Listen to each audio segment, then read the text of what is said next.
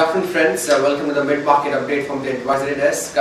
Today market again opened on a green note, almost 75 points up in the Nifty when it opened in the early morning trade. Now what we are seeing today is a market is kind of on a kind of consolidation phase. Large caps are definitely going up in certain sectors, but today for a change, mid caps as well as small caps are participating. Whereas the Sensex is up by almost 200 points right now as I'm talking to you. Nifty is almost about 55 points up. At one point of time, it even went down. Nifty was 5 points down and Sensex 10 points.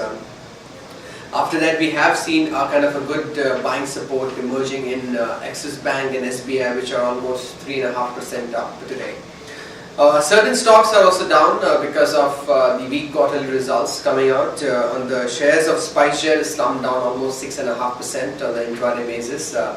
It reported one of the worst quarter, about 1,000 crores loss in just kind of one quarter. Now definitely this is too high fuel cost and also the depreciation kind of in the currency.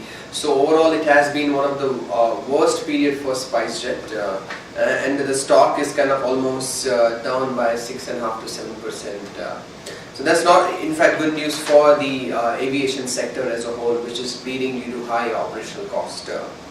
Friends, we are seeing kind of mid-cap stocks buying, especially in certain infrastructure back like RIIL. We're also seeing kind of Delta Corp, which is coming up.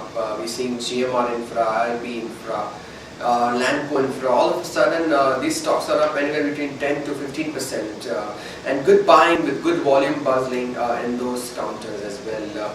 Friends, real estate is also one of the biggest winner at this part. DLF up by 3%, HDIL up by 5%.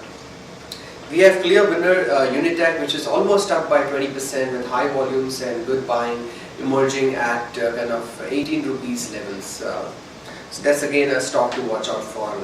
Century Textiles hits 3.5-year high, which is again a stock in the buzzing. Birla may buy 16% stake in the company, so that stock is up with good volumes.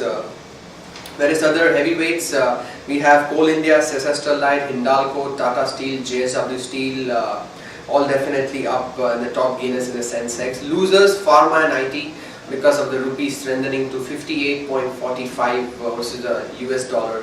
This will again be a drag on their earnings. So Sun Pharma down by almost 5.5%.